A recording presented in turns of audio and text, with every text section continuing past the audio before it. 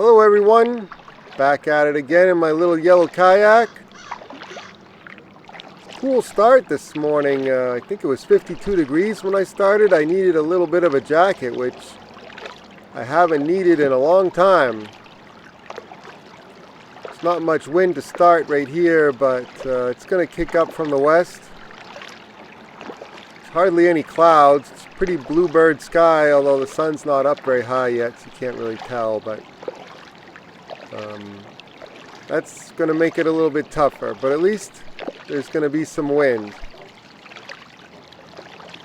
So I'm paddling out, and the game plan today is to start on the windy side, and that happens to be the shaded side too.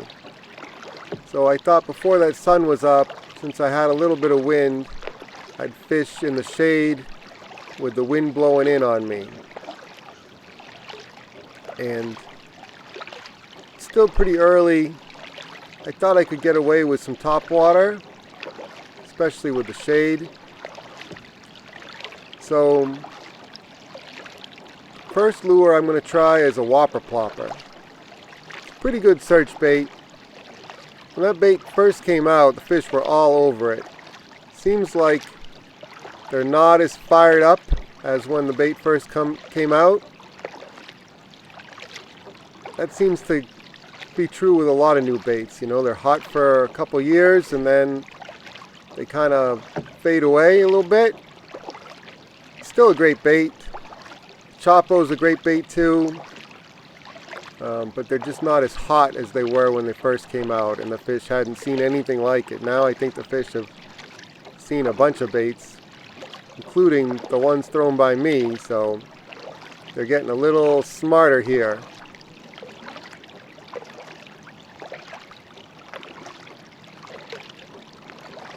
But it's a nice morning, and we're going to get into some fish in just a little bit. Alright, I'm throwing that whopper plopper around, cast really far, so I can cover some water. And I just missed a fish there. When they're really on fire, even blind casting, they shouldn't really miss it like that. And that made me think maybe I should be doing something else. So I tried the whopper plopper some more. I tried a smaller chopo, but the fish weren't really into it. They weren't hitting it the way they really ought to. And I was missing fish. It just didn't seem to be the deal. So I put on a crank. This is a River to Sea Biggie Papa. It's got a rattle in it. Water's kind of clear here, so normally I don't like the rattle, but with the wind I think maybe I could get away with it. And I'm speed cranking that crank. Trying to run into active fish. And I know you can't see it in the water, but there's weeds where I'm fishing. Even it looks like I'm casting into nothing. I'm casting over weed beds.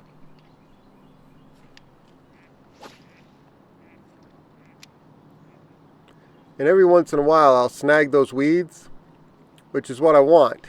I want to pull it out of weeds and try to trigger the fish. But the weeds are still pretty green, and I'm having trouble ripping it through the weeds with that rod. We got the first fish coming in the boat, except I don't really want him in the boat. That's a pickerel. I'm trying not to get stuck by those treble hooks as he flails around. So that's not really what I'm after. But since there's no other fish in the boat, I'll take them. Alright, see you later, pickerel. Alright, this is just a few casts later after I caught that little pickerel. I'm speed cranking the River to Sea Biggie Papa. Gave it a pause, maybe a little long pause because I'm paddling too. And I got bit. Sometimes that change in speed, change in cadence, or ripping it out of weeds is all it takes. And then it's sort of like a cat and mouse game, and then once they fire up, they go and get it like a heat-seeking missile. Trying not to get my fingers stuck with those treble hooks. He's not a bad fish.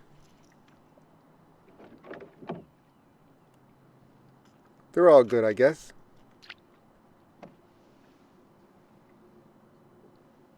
Not bad, not bad. That's what I was looking for. The crankbait was getting hung up in the weeds a little bit more than I'd like.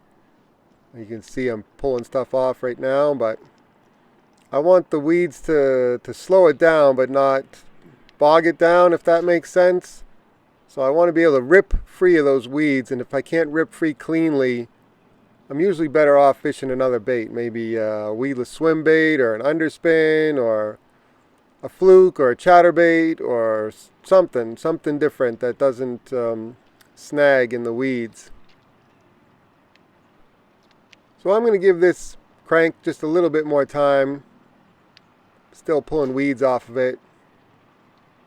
It could be just a little bit later in the season is all I need. I might be off by a week or two, and those weeds will become a little bit easier to rip through.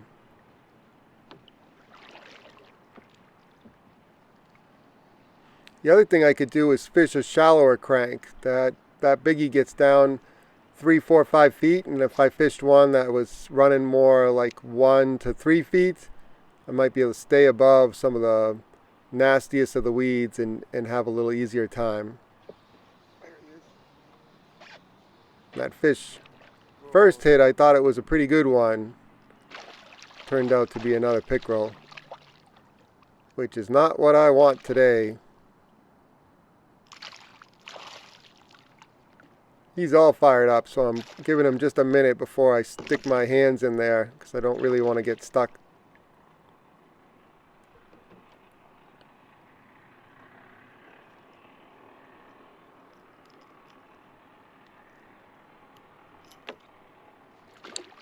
See ya, Mr. Pickerel. Alright, so I'm switching gears away from the crank, and I've got on a little spook. It's called the Boyo spook. Boyo spook. I'm not really sure how I'm supposed to say it. But basically, it's a downsized Super Spook Junior, so it's even smaller than the Super Spook Junior. And this is my first cast ever with it.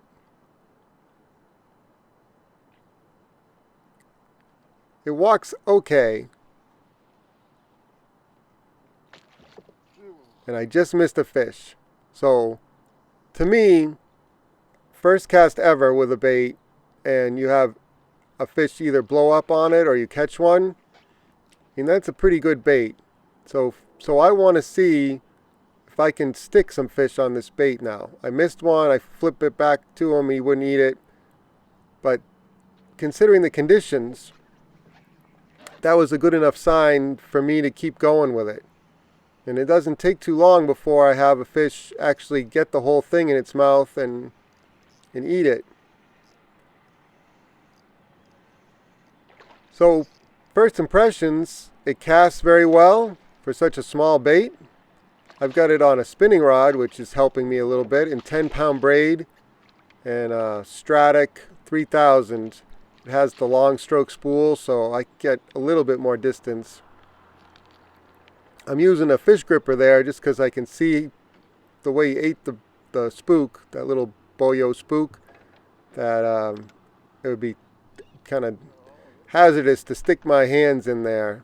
So I'm using that fish gripper just to keep me from getting stuck. He's not a bad fish. First fish on a new bait. So the bait casts really well.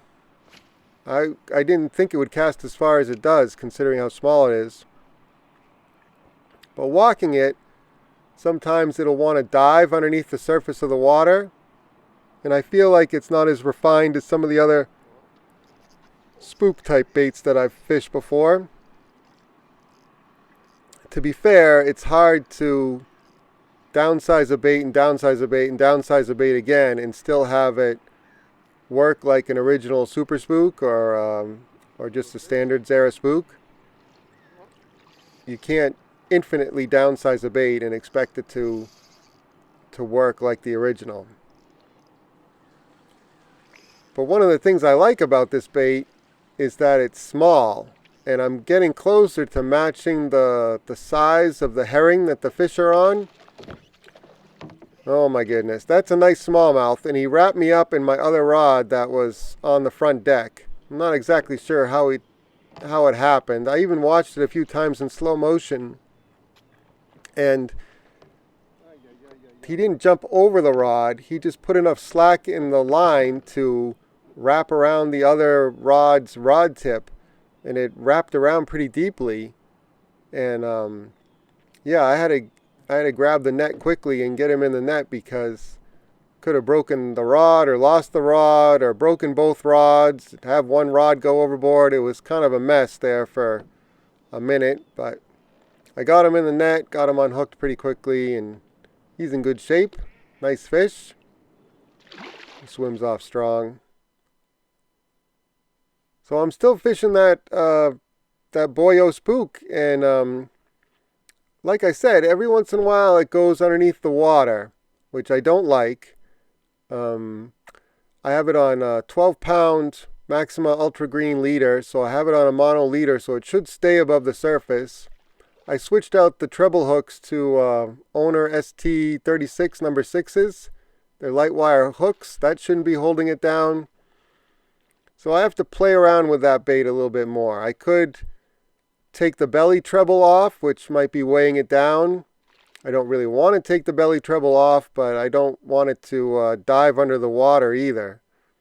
Or I could try putting a feathered treble on the back to try to keep the resistance from the back side in place, to keep the front of it above the surface of the water. I'm not exactly sure that's going to work. I could put a heavier treble on the back of it to kind of tilt it up, but I don't really want to add any weight. So I don't know. I feel like I'm getting closer with the size profile that I want, but I'm not quite sure that bait is it. I've got a few other options that I can try, but I don't have them with me, so that'll be for another trip. All right, thanks everybody for watching. I was happy the way the morning went. It's kind of a tough day with the bluebird skies. There's a little bit of clouds coming in now. But I had a good morning on the water. I'll list all the gear I used in the video description. So if you want to, do the same thing wherever you live on your home lake, you can do that and hopefully have some success too. So thanks again. I'll catch you on the next one. See ya.